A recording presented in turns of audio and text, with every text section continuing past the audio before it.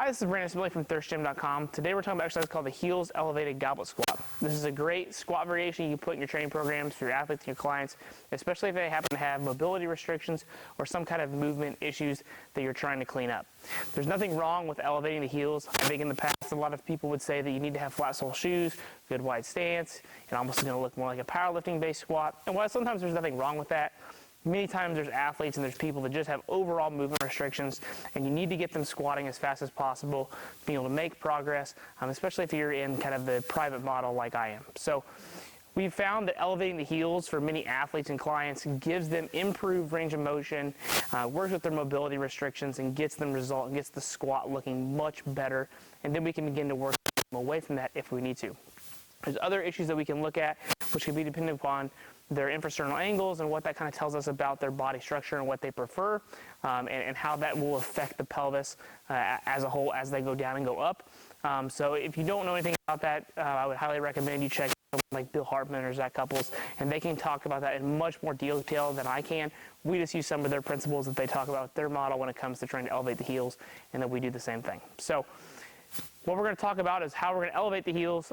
We've got slant boards here. You can buy squat wedges, slant boards, things like that. Great investments if you can get a hold of them, or if your gym happens to have them. If not, you can use things like 2x4s, mats, any kind of elevation that is in your facility that you're training at. Anything that's going to get your heels up just a little bit. And I really want to emphasize the point that we're talking about the heels, okay? Many times we get slant boards and things like this. People are really want to try to get their whole foot on here. For this particular slant board, this is very, very steep grade. There's nothing wrong with it, but for most people, this is too steep. We don't need to get that steep.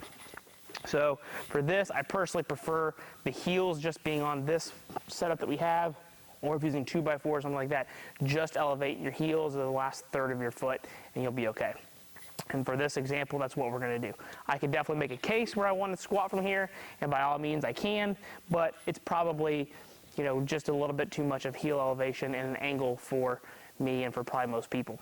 So we're just going to take our dumbbell, we're going to get it up here in the goblet position. We're going to take, like I said, about a third of my foot, make sure that it's on the actual apparatus that I'm using or whatever you happen to have. You're about shoulder width, give or take. Dumbbell's out in front. And then we're just going to make sure we drop our hips straight down, make sure we can feel our whole foot the whole time. Down, back up.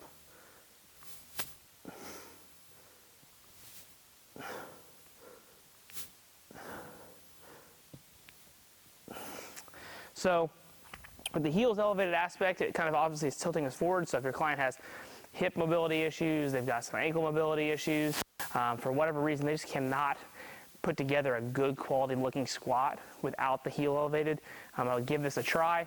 The other thing is you're also going to notice that it becomes more emphasis on the quads, which is entirely okay for most people, as long as you're doing enough glute and hamstring training in the rest of your training programs. The world's not going to end that you have your heels elevated.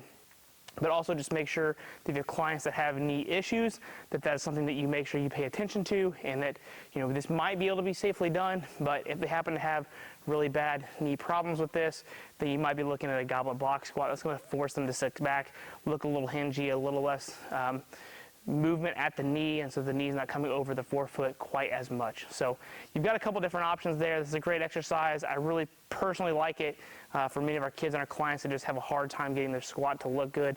In most cases than not, this works well.